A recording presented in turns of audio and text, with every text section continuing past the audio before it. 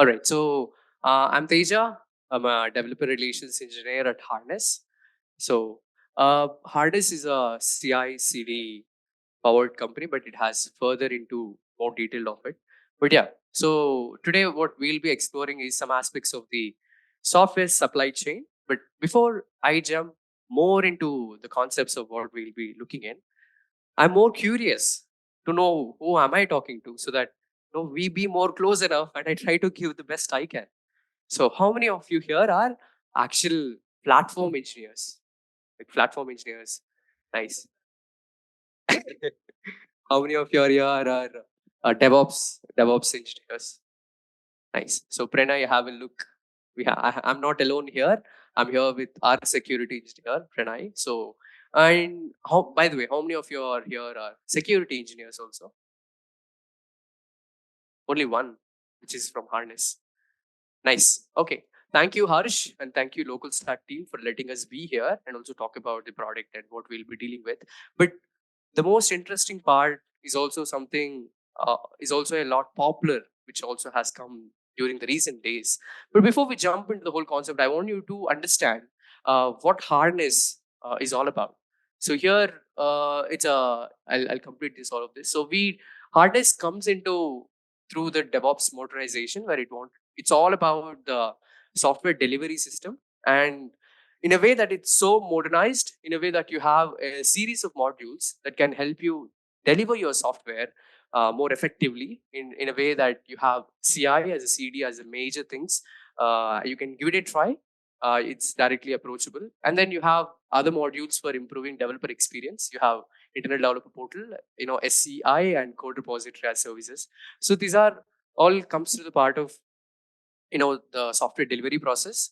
And the one which we will be looking at is a secure software delivery, and how you could deliver your software securely, at which we have STO, the security testing orchestration, which is more in terms of shift left. You have your pipelines, and you put the security to the left side, and then you have all of the scanners helping you to make sure you are resilient, or sorry, strong enough and not vulnerable. So software supply chain assurance is the one which we'll be looking into today. And there is another one which is optimized cloud cost. Uh, Okay, pretty much good with the introduction, which is quite you could understand as we move forward, essentially about the SSCA module. So let me start with this interesting part, so that I could better understand. How many of you know this library? I hope most of you really know about it.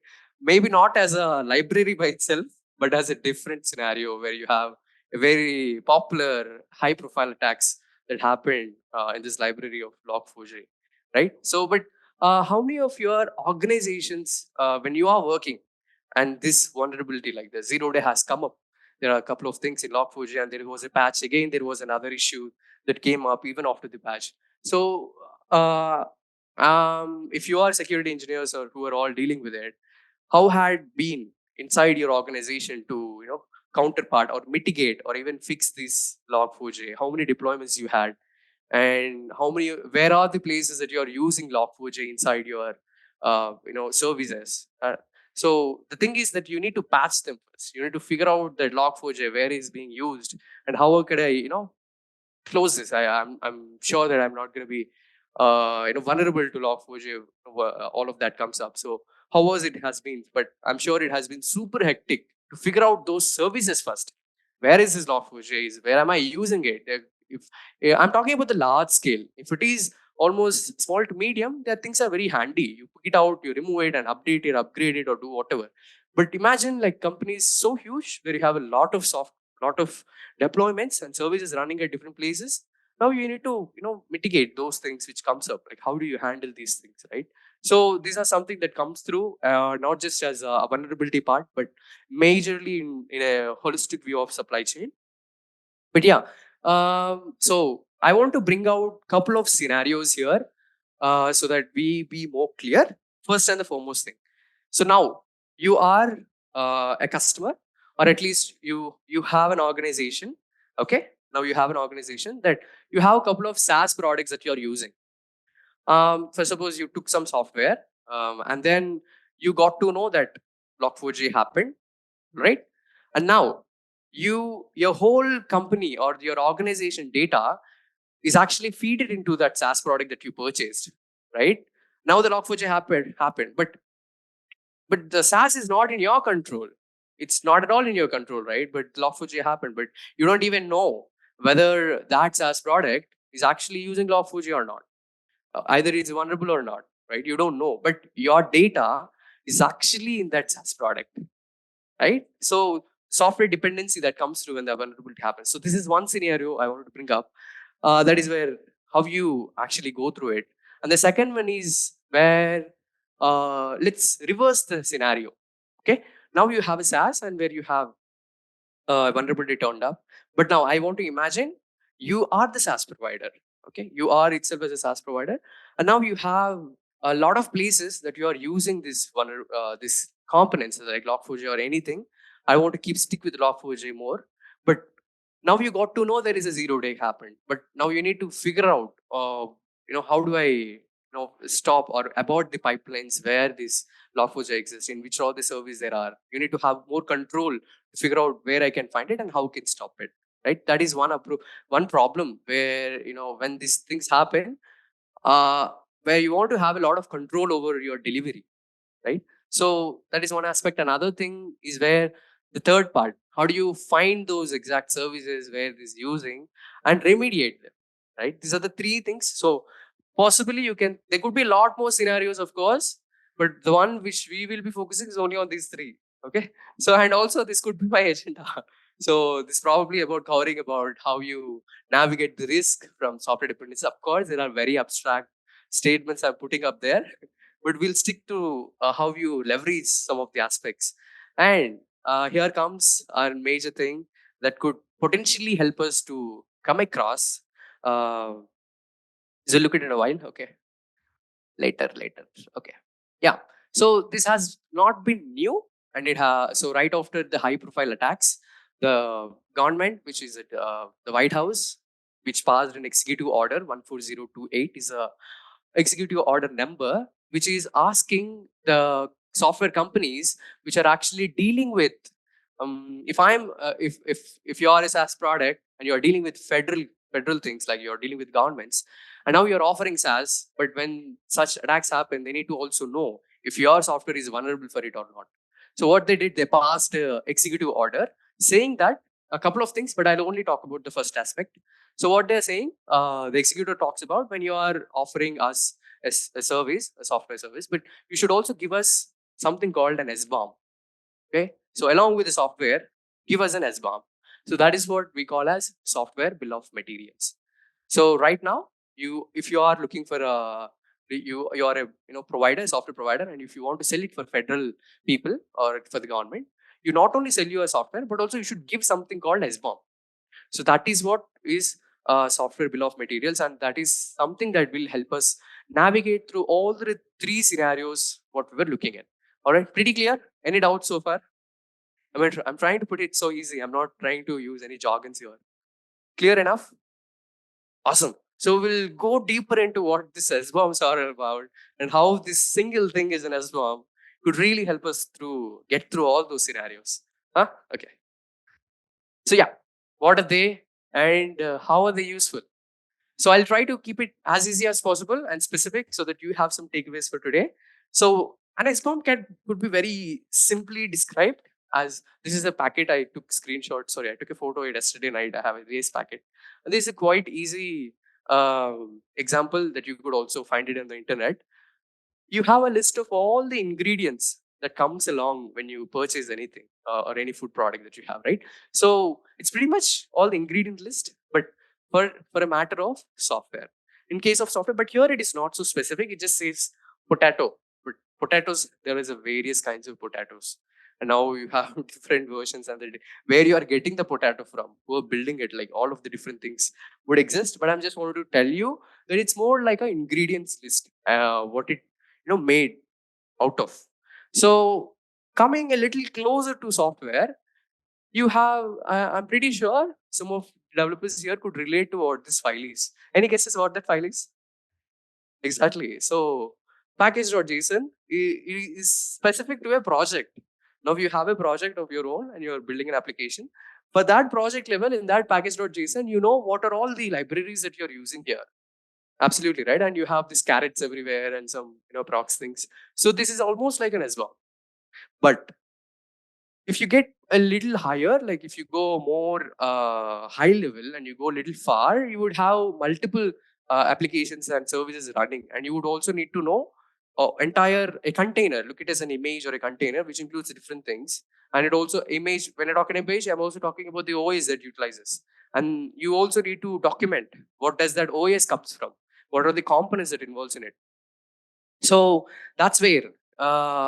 So here, as you see, these are the dependencies, but these are not up to here, like one to some around. Suppose there are 14 here, so these are not limited to 14. Now this common would be dependent on something, some three more other dependencies, and they would be other dependence on the other one. So they will be direct dependencies and they will be transitive dependencies, which means the dependencies depend on other dependencies and they go on, the chain goes on, right? So that's where, and a software bill of materials should cover all of it from starting to the end.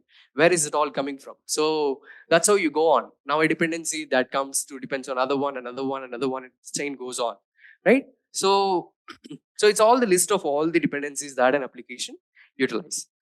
And here is how a general software SBOM could come in multiple formats. But here I'm just wanted to show you it could look like this, but we'll look into it. We'll try to generate one and see how you can utilize it. And this comprehensive inventory of all the open source third-party libraries that makes up a piece of software.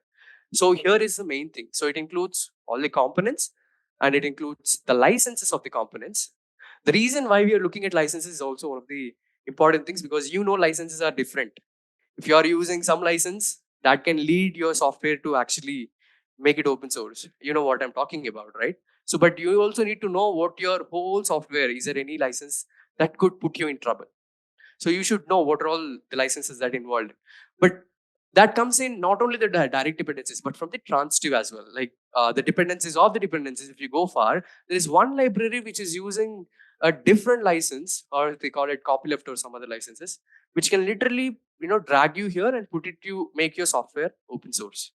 Right. So this SBOM will have all the details of the all the dependencies and their licenses and their specific versions and their suppliers and etc.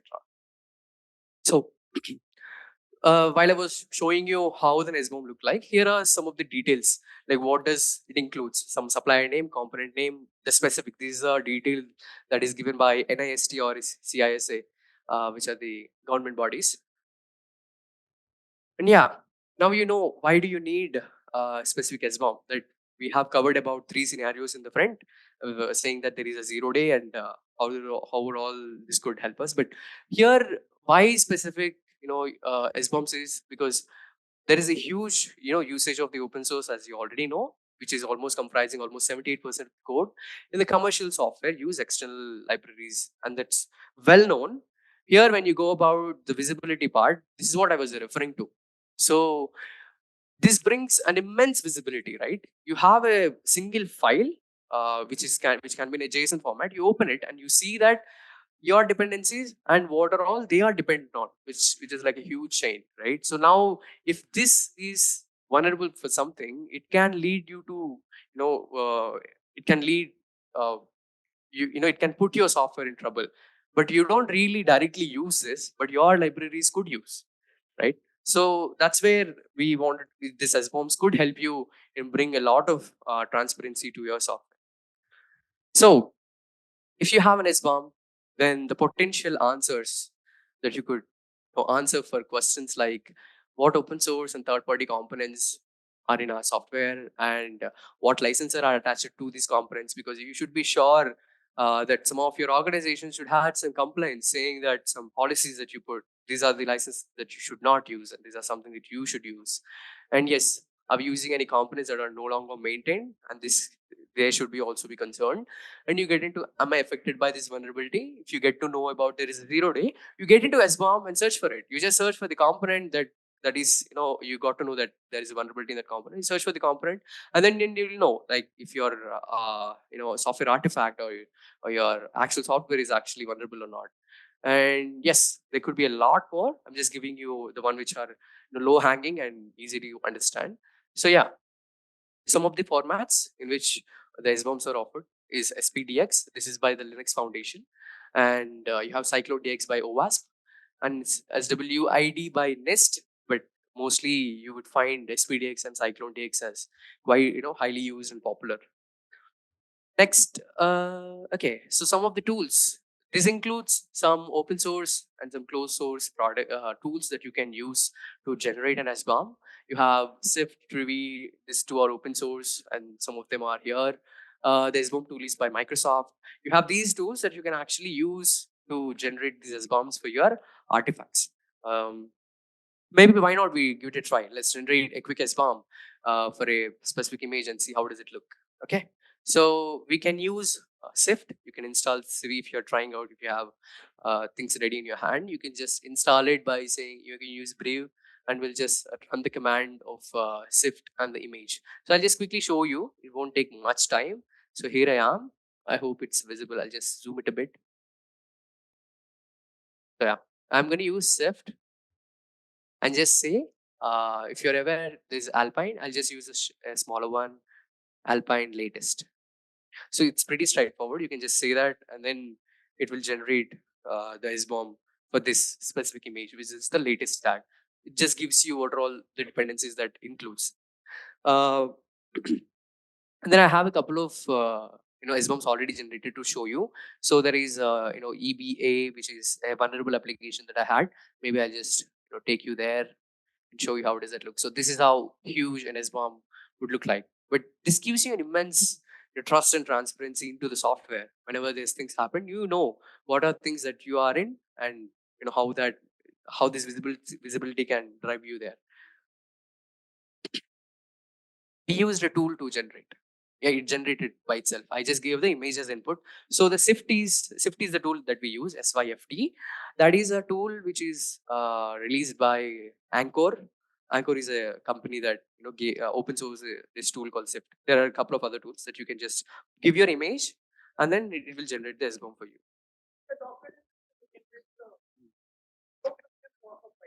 It will look. It will look. It yes, yes. You need. You just need the image. So Docker file and all, it's not needed. But if you have your image in your Docker repository, you can just give your repository URL. Like if I can show you, uh,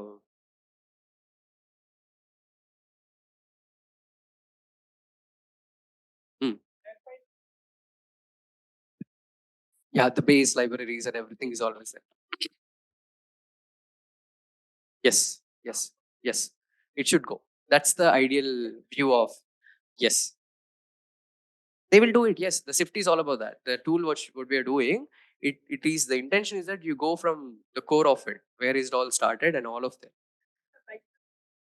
Yes. So whatever available, Sift to its reachability, in it comes through depends on tools as well. Some tools might not give you the right, the exact information. They might not be able to find the licenses, but Sift to where it can, it will provide you the licenses as well.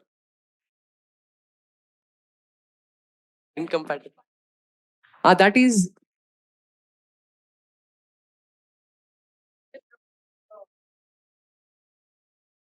Hmm, hmm. There are different licenses.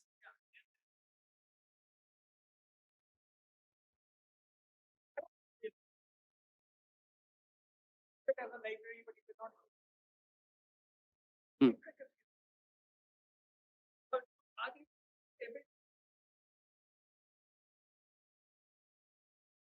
You need a policy for it. Just you just you probably it's yeah.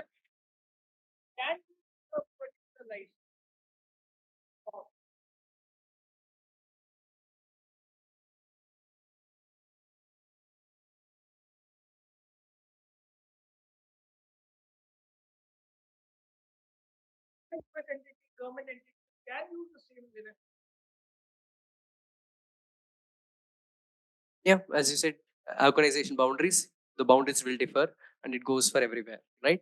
You're clear. You're correct. We are on the same track. So yeah, so this is how you can quickly generate an SBOM, and that is how it looks like. So if I have to show you, I was just looking at this SBOM. So now you have this. We are just bare, like we are not parsing it and just doing anything. As least as you could is you could just go for search and just say log4j, right? You could quickly find out things that really exist in your service, and then you can take accordingly the actions accordingly, whatever is needed, right? So just wanted to show you that is the simplest thing that we can quickly do. There's a lot more that you can always do. All right. So that is how you can quickly generate an SBOM using tools like Sift. And you can also use this command to specify some JSON output and also give the image, and you can put it in a different file as well. Okay. Let's now get into the part of harness, like where we could use how you could have it in your pipeline itself.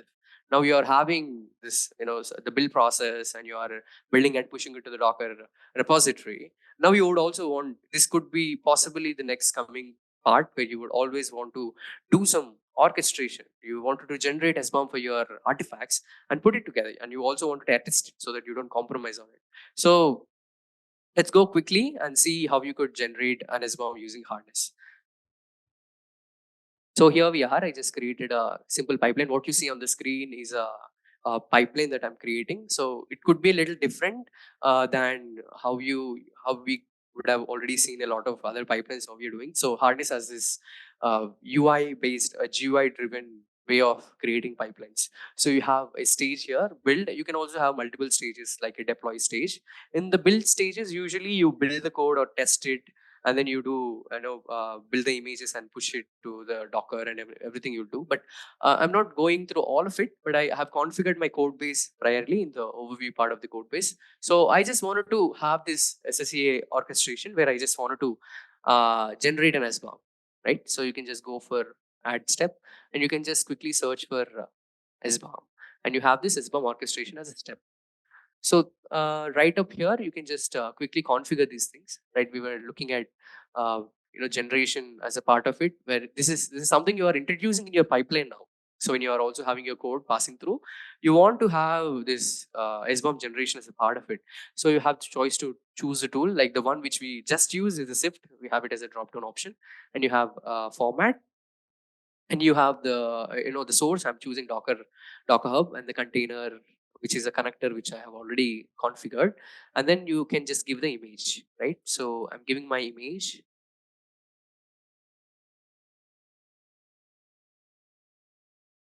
and with the tag at the end. So I'll just give the tag as latest. Okay. So we'll get into the SBOM attestation part later, but what we are doing is pretty much a generation of SBOM in your pipeline.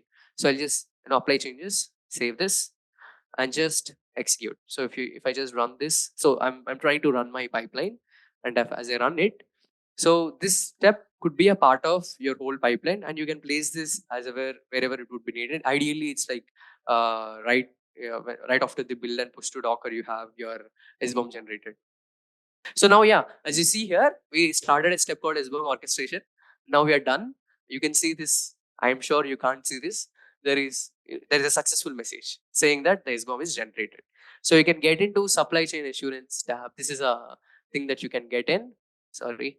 And now you can see that this is the artifact that which the SBOM is generated. So here, from here, you can just download the SBOM, and that will bring you the SBOM here, right up there. You can just open it up, just see this. So Harness, while it generates the SBOM, it also normalizes and formats it to the way that you can utilize it further. So yeah, having said that, let me go back.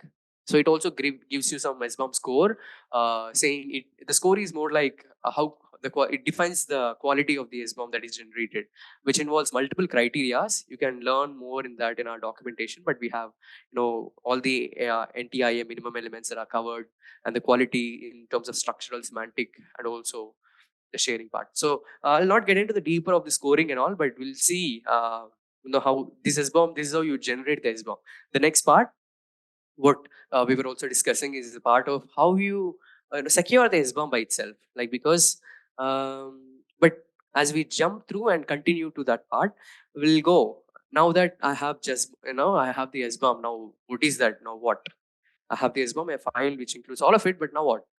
You can do a lot more on this, but some of the things for you, for just to present, you can do a lot of vulnerability management scanning, and we can do a lot of compliance and licensing on that incident response to the incidents, and you have a lot more trust and transparency. Where the last point is where you can offer, like, you have this, you will comply with the executive order 14028, where you offer the SBOM as a part of your software selling.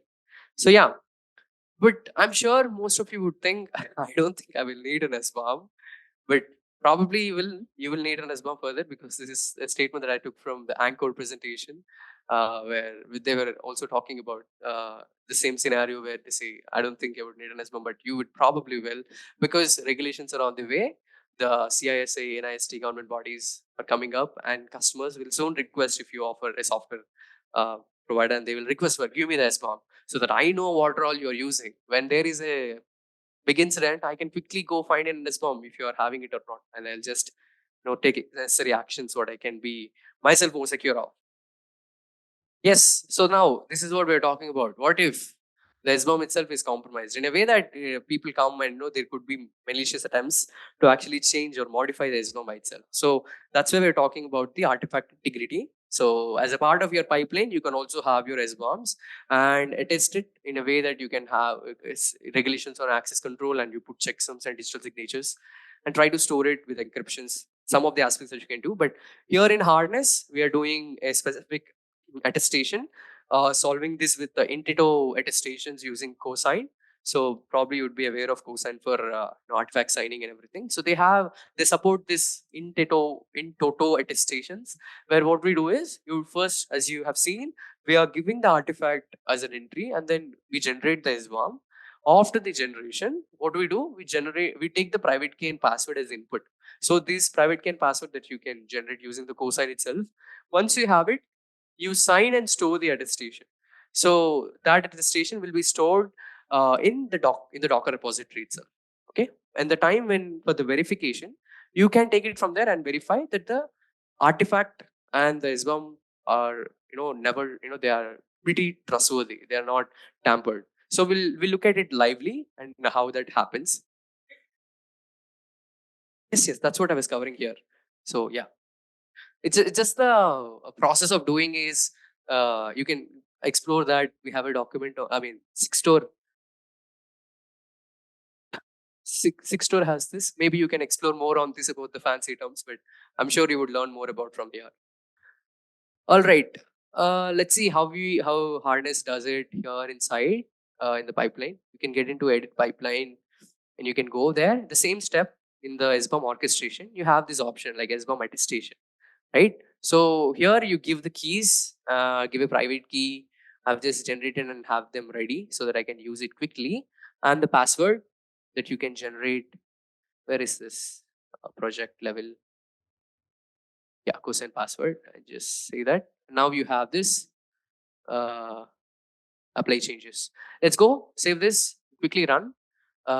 So after I run this, what happens is, it just does it generates the SBOM one more time. Now it does the attestation as well. So it signs the SBOM with the keys that we provided, and the .att file, which will be stored into my Docker repository. So it just started. It is initializing, and then it will go forward for the SBOM orchestration, which will take a couple of seconds. Now you have, to let you know what will happen next right after this successful completion. You have this thing, which I just refresh here, which is my repository, and here you see this is 2 hours ago the Shaki. This is actually the one. Will right after the completion will come here and do a quick refresh and see that the attestation is here. Okay, so the orchestration is currently in progress, and it is taking the formats, and all of the details is also logging here.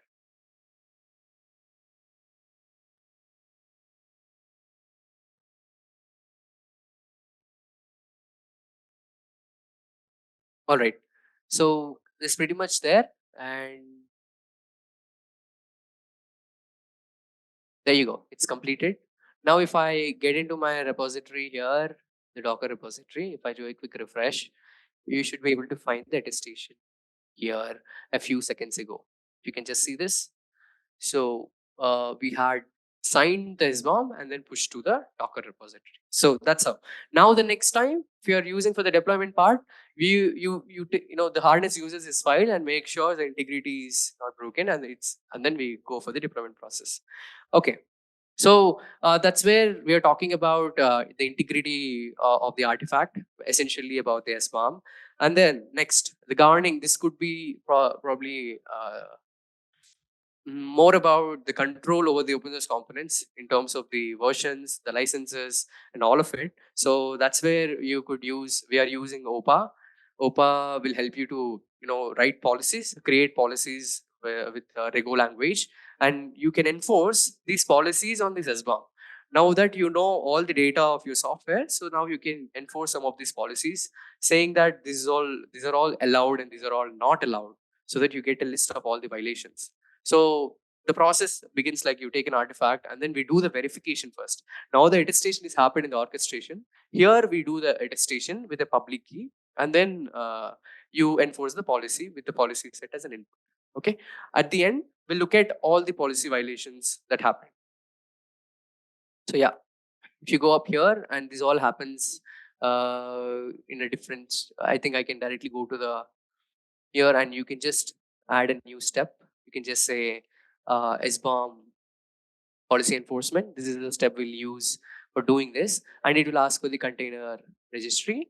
And the image here you give the same image with the tag at the end. And then now you need the private public key. So I'll just give this and just apply changes. So okay. Oh yeah, sorry. I was about to miss the most important part, which is about giving the policy sets. So now that you got the SBOM, now you wanted to enforce some policies on it. So here this is where you select the policies. So I have some policies written. So policy set for easy buggy apps, so I have it and I'll just apply it. Let's take a quick look into these policies, how they are. So this is how you write a policy. So this is using OPA, and the language that you see is Rego, where you have, this is what a deny list is about. You have all the items which are for deny list and some of them are allow list. So this will regulate and have, give you more control over the SBOM. And yeah, right up here, you give the policy set and you can explore more about OPA, how that works and how you use this language to write policies and enforce them. So apply changes. Let's quickly save and just run this. And it will then take you to the pipeline execution page. Now we have two steps. One is orchestration, another is the policy enforcement. So this will happen in a matter of minutes. And then I'll see if I have any pipeline executions that I can just directly show you. Yeah, this will give you a quick view. But again, I think we can better wait and see. Okay.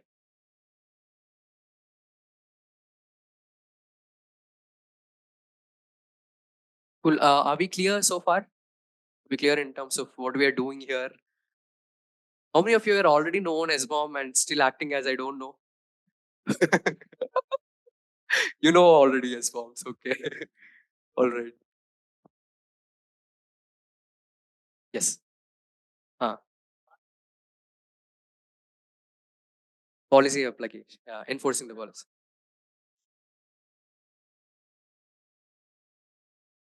Okay. PCR. Okay. Mhm. Yeah. Yep. Because this when you enforce policies, then you gain a lot of control over the software. You want to put some policies and all. Yeah. Why is that? I'm curious to know. Why do you think SBOM needed for your? What is it solving for you? You have a mic.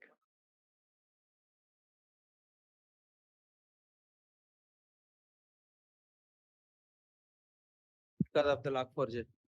Could you elaborate as what happened? Yeah, so when we got a Log4j issue, right? So everyone is alerted by that, I think. So as around that time, I was working as a DevOps engineer, not a platform engineer. But I know where all my pipelines are present. So I can deploy all the things in matter of minutes. But developer doesn't know. Like we have around, as I was telling, We have around 50 to 60 microservices for our enterprise uh, application. Yeah. But out of 50 to 60 services, which all services using Log4j, which all services are not using Log4j, we don't know. Visibility. We have to go each and every repository and search for Log4j. One is direct dependency. Another one is transitive dependency. We don't know, right? So transitive dependency is the biggest headache, and we had to generate. Most of our application services are Java applications. So we had to generate literally each and every developer has to go and generate the dependencies list manually and search for that and find out and give a patch. And then once patch is ready, we had to deploy it in a staging pipeline. Once staging is ready, it was matter of minutes for us to deploy into multiple UATs and productions. And also our customers are also coming and asking us, creating an incident saying that, okay, we also found this. What is the quickest time frame you can give us? Right. So that's those days, 2 days, and it was during Christmas holidays, and US folks are all out. UK, US folks are all out. So it's all full Indian team is working. And most of the products who are developed by US and UK, we don't know much about it. So one thing when we got with the SBOM, right? Uh, we attach the SBOM with the Artifactory so that if any such incidents happen, it will be easy for us.